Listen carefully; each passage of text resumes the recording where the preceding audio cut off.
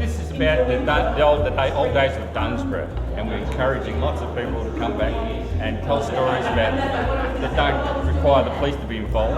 It's lots of fun. There's lots of old memories that are just being shared by everyone. Well, I'm an ex-real estate agent. We had our own real estate business here for many years, Kevin Jennings Realty, and we were here in the days when you could buy a block of land for $13,000, and also you could buy a block in Eagle Bay for about $21,000. Yelling uphill, up on the Yelling up for about $12,000. So those days are well and truly gone.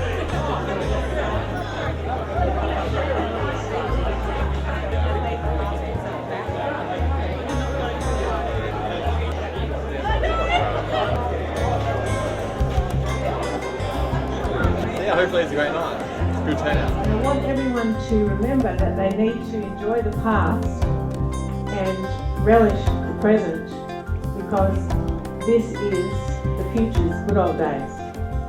So everybody says, oh, it was much better back then. Everybody says that, every generation says that. But these are the good old days. I just heard about a little town or a little place called Dunsborough, right on the seaside. There wasn't very much there, but there were some cottages that you could hire. And all of a sudden, little door at the back opens, and the hand comes in and takes the cab and says, "Good morning, Mrs. C."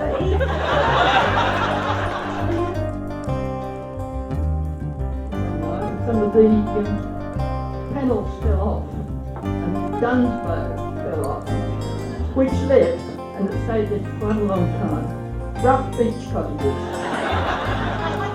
The real estate didn't last very long, about 18 months. We had competitions on land that did shearers.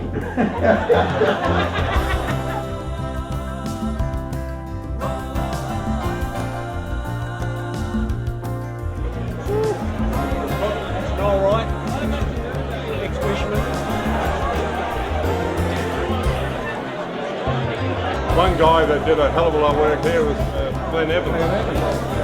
They put a 44 gallon drum of fuel on each of the holes, and he went on with his bulldozer and cleared the whole thing for nothing.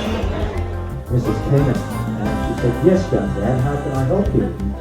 Came straight up with the question, "Are you interested in selling?" Whereupon she said, "Come in, young man, let's sit down and have a cup of tea." So, snakes! This bloody great big sugar-eyed snake slither around at the table we were all sitting. That developed it into the bigger shop, and then when the butcher shop wanted to go down to the main part of town, which was growing, it had 2 shops.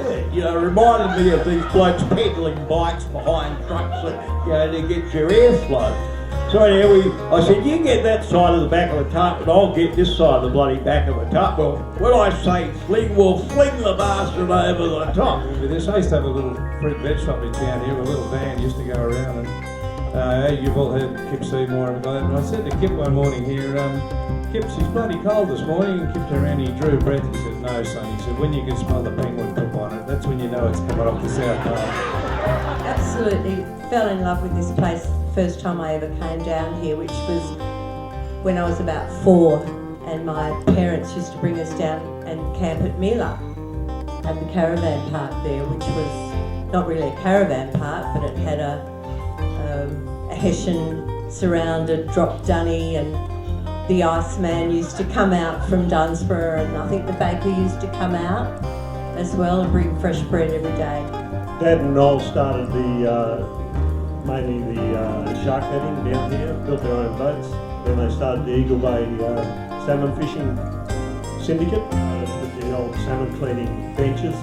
Dad built that, designed it, built it. It's now in the butter factory in Busselton. And the other thing is, it used to make it very hard to make sausages, because I had to put too much meat in it, which cut my profit right back. I wasn't real happy about that. I think it might have been you and I, Leonie, where we picked him up. He'd been doing a maintenance check on a place on Geograph Bay Road. He needs regulation safety boots, bombs.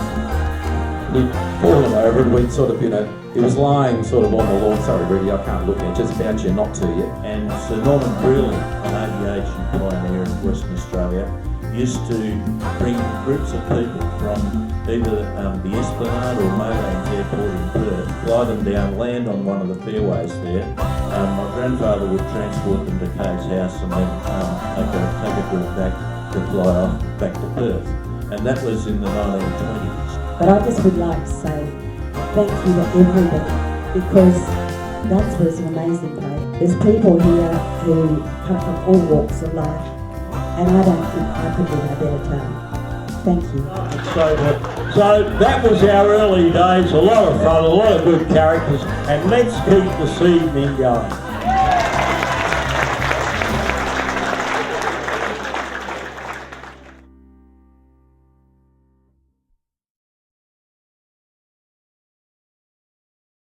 Brian was a perfect note to finish the evening on, and I think what he said is so true, that the more we put into our community, the more we get out, and it's evident here by all the people that have come tonight and shared stories and shared connections, and it's been wonderful, and I hope you've enjoyed it. And maybe we'll get through it again. Thank you so much, Trish. It's been amazing. Such a beautiful present to our community.